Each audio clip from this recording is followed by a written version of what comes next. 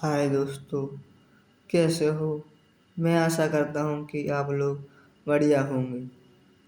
आज मैं math class 9th chapter 2 बहुपद बेसिक समझा रहा हूँ। आप लोग अच्छे से समझना। अगर कोई भी डाउट हो तो कमेंट बॉक्स में कमेंट करना। देखो, सबसे पहले आप लोग पढ़ोगे कि बहुपद क्या है। बहुपद के बारे में जानेंगे। बहुपद के बारे के बाद फिर मैं बताऊंगा एक चर्रे के बारे बहुपद है आपका टॉपिक। देखो ये लिखा, बहुपद क्या होता है। बहुपद होता एक चर संख्या होती, चर और अचर से मिलकर बहुपद बना होता है। चर जानते कैसे होती, आप लोगों को क्लास 8 में पढ़ा होगा। चर संख्या और 9th हॉलिडे में पढ़ा होगा आप लोगों ने। चर संख्या होती एक्स वाई जेड, जो जितनी ABCD में संख्या रहती है वो उसे कहते हैं क्या, चार संख्या। अचार संख्या कैसे कहते हैं, जैसे 2, 4, 1/2, 3 आदि संख्या जो मतलब गिनती होती है उसे कहते हैं अचार संख्या। चार किसे कहते हैं, जो ए से लाकर जेड कोई सी भी संख्या है उसे चार संख्या कहते हैं। अब तुम लोग अगर इसी को मतलब एक रूप कहते हैं क्या, व्यंजक रूप।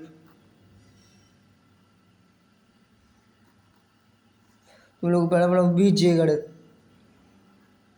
बीजीय व्यंजक पढ़ो तुम लोग पहले। बीजीय व्यंजक जानते, बीजीय व्यंजक वो होते हैं जो चार संख्या और अचार संख्या को दोनों एक साथ में लिखा जा सके। जैसे एक्स है, यहाँ पर 2x+2, तो चार संख्या और अचर संख्या मैंने दोनों को एक साथ लिख दी, वो क्या होते हैं, बीजीय व्यंजक। 3x-y+2 और 2x भी हो सकता है। समझ में आया बीजीय व्यंजक। अब तुम लोग आपके बुक में था तो फिर एक चर वाले बहुपद। देखो बहुपद आप लोग क्लास 9th में पढ़ना होगा। बहुपद कितना, एक चर वाले रैखिक समीकरण, रैखिक समीकरण, द्विघात समीकरण और एक रहता त्रिघात समीकरण, त्रिघात बहुपद। इसको एक चर रैखिक समीकरण बोलते हैं या फिर रैखिक समीकरण बोल देते हैं। देखो इसको एक चर वाले एक चर वाले बहुपद को अगर तुम लोग एक चर रैखिक समीकरण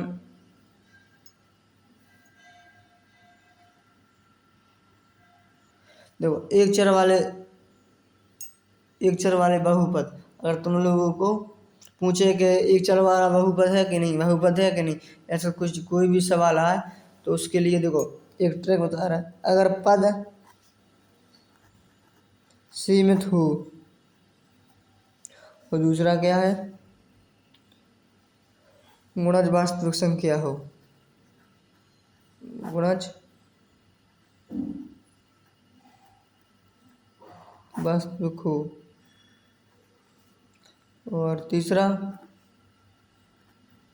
चर की घात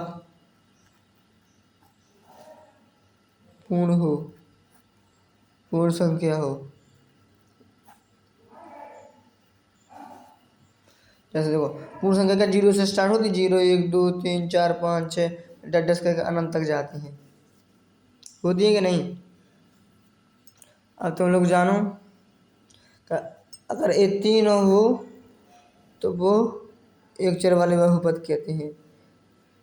ठीक, अगर चार संख्या भी कोई सी भी चर हो तो एक चर वाले बहुपद है। अगर गुणज वास्तविक संख्या जानते, वास्तविक संख्या जो होती है परी में हो अपरी में हो। पढ़ा था तुम लोगों ने वास्तविक संख्या की डेफिनेशन, डेफिनेशन होना तो परिभाषा वास्तविक संख्या की। हाँ, वास्तविक संख्या वही होती। देखो तुम लोग उसको इतना अच्छे से याद कर लेना या समझ लेना। देखो एक चर वाले बहुपद को याद रखने के लिए सबसे पहले तुम लोगों को चर की घात जो होती पूर्ण हुई। जैसे चर की घात जानते, जैसे एक्स है, एक्स की घात 1 है तो यही चर की घात है, तो यानी पूर्ण होना चाहिए। जैसे वाई है, ये भी होना चाहिए क्या, अगर √2 आ जाए तो देखो या वास्तविक संख्या है, ये परिमेय संख्या है, ये परिमेय संख्या है, अपरिमेय संख्या है, तो यानी परिमेय अपरिमेय को मिला के वास्तविक संख्या कहते हैं, यही कहते हैं, तो इसलिए वास्तविक संख्या कहते हैं। जैसे उदाहरण बता रहा है आप लोगों को,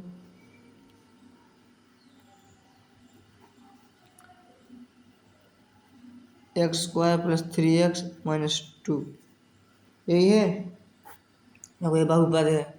देखो बहुपद को ज्ञात करें, पहले बहुपद कैसे पता लगे बहुपद है कि नहीं।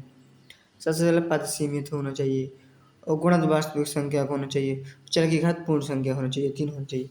देखो चर की घात पूर्ण संख्या भी है, गुणज वास्तविक संख्या भी है, हाँ, और पद सीमित है, अपने पद को गिन सकते हैं, 1 2 3 है, तो यानी ये बहुपद है। जैसे अगर ये आ जाए x² + 2x - 7 x = 2 - 10, बताओ ये बहुपद है कि नहीं।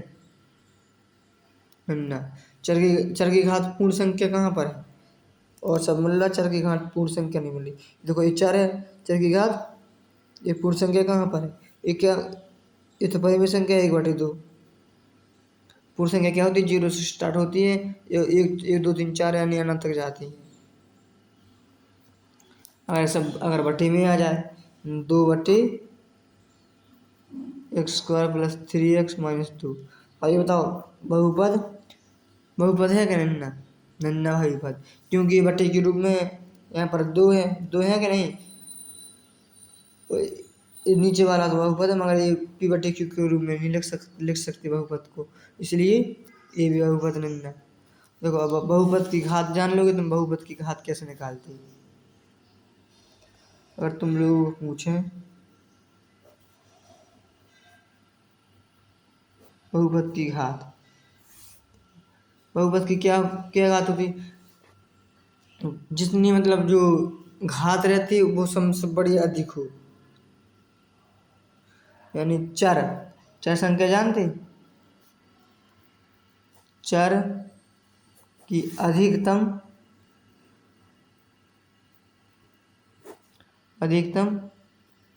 घात, उसे क्या बोलते हैं, बहुपद की अधिकतम घात। जैसे जैसे तुम लोग पढ़ो, एक्स को आ रहे हैं यहाँ पर x +1 है, तो सबसे अधिकतम घात कितनी है, चर ये संख्या दोनों है। अब सबसे अधिकतम घात किसकी है, इसकी 2 है, तो यानी कैसे होगा ये 2, ठीक।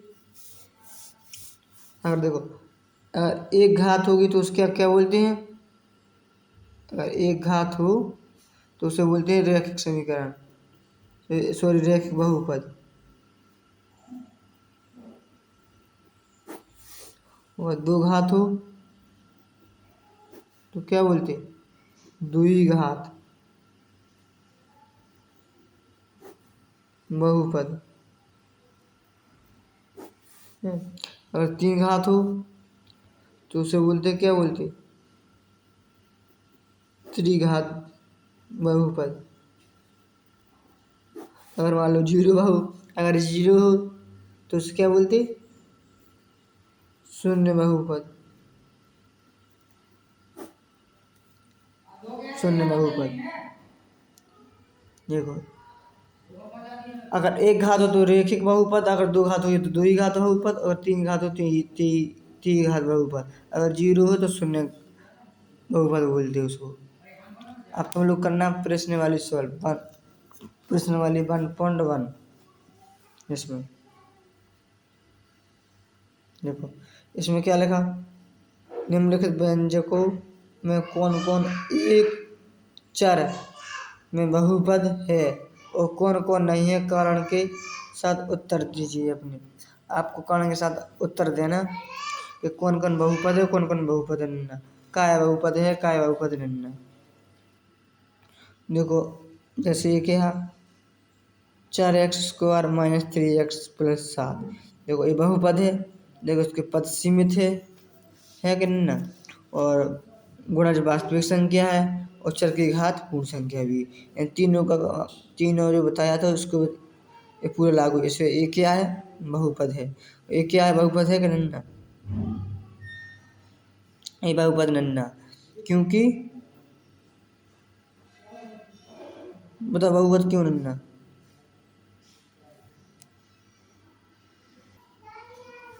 ये बहुपद है कि नन्ना, नन्ना। कितने बच्चे बोल रहे हैं, कितने बच्चे बोलेंगे कि नहीं ना, कमेंट बॉक्स में बताना। ये बहुपद है, क्योंकि क्यों है, क्योंकि देखो चर की घात पूर्ण संख्या है और पद सीमित है, इसको गिन सकते हैं एक और दो, दोनों है पद, यानी ये बहुपद है। ये बहुपद है, बताओ तुम लोग। ये बहुपद नन्ना, क्योंकि जो चर की घात है उसमें क्या पूर्ण संख्या नन्ना। पूर्ण संख्या क्या होती है, 0 से स्टार्ट होती है, अगर इसकी घात होगी तो 1/2 होगी।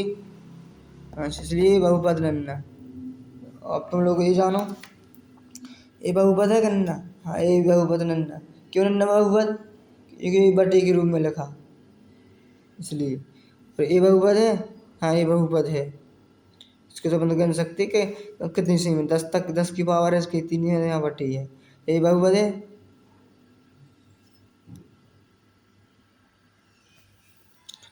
देखो ये बहुपद था, ये भी बहुपद था, ये बहुपद था, 1 2 3 बहुपद है, 2 बहुपद नहीं है।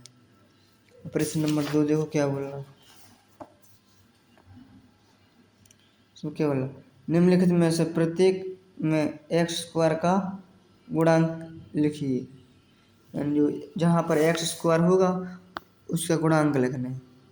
जैसे x² यहाँ पर है, इसका गुणांक क्या होगा, गुणांक तो 1 होगा, इसका 1 है, इसका क्या है x² का देखना और किसी का नहीं देखना। इसके गुणांक कितने हैं, -1 ही था यहाँ पर, तो -1, तो इसके में π/2, और इसके में है ना कुछ 0 हो लिख लेना। देखो तीसरा क्या है, 35 घात की द्विपद का और 100 घात के एक पदीय का एक उदाहरण दीजिए। यानी द्विपद कितना था, 35 था। सो देखो द्विपद को अपन ऐसा भी लिख सकते हैं, x की घात 35 + 35, एक द्विपद हो गए, हुई कि नहीं हुई। उसमें लिखे एक पदीय लिखा, एक पदीय क्या लिख सकते हैं, 7 की पावर 35 लिख सकते कि नहीं लिख सकते। एक उदाहरण ये हो गया, एक उदाहरण ये हो गया, 2 दे दी, ये बात खत्म। दोनों की एक ही उदाहरण, मैं जिसमें पद 1 हो,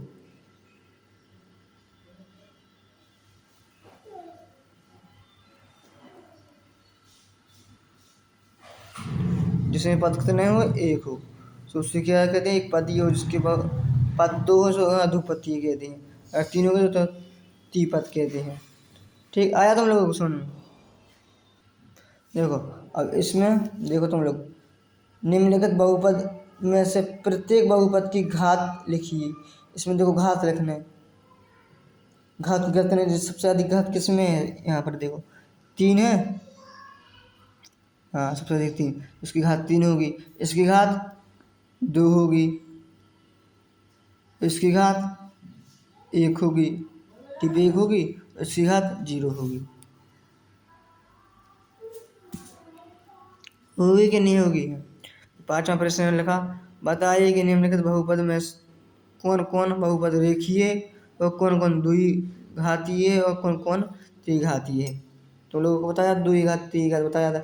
इस पर घात ये देखो, इसमें घात 2 है तो द्विघातीय, इसमें घात 3 है तो त्रिघातीय, इस पर घात 2 है तो द्विघातीय, इस पर घात 1 है तो रेखिक समीकरण रेखिक बहुपद, इस पे 1 है रेखिक बहुपद, इस पे 2 है तो 2 ही घातीय, इस पे 3 है तो 3 ही घातीय।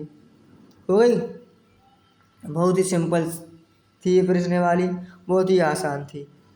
मैंने इसी बिना कॉपी पेन मौके आपको मुँह से करने की कोशिश की थी और बिना थोड़ा बहुत पेन से बताया था। कितनी आसान थी, मैंने बिना उसे सॉल्व कर दी। आप लोग अब अपने मन से लगाना, जो भी सवाल नहीं आया तो डाउट पूछ लेना मुझसे। जय हिंद दोस्तों। ये पढ़ाया था हमने, बहुपद के बारे में पढ़ाया था और इसके बारे में। प्रश्न कितने 5 थे आप लोगों के।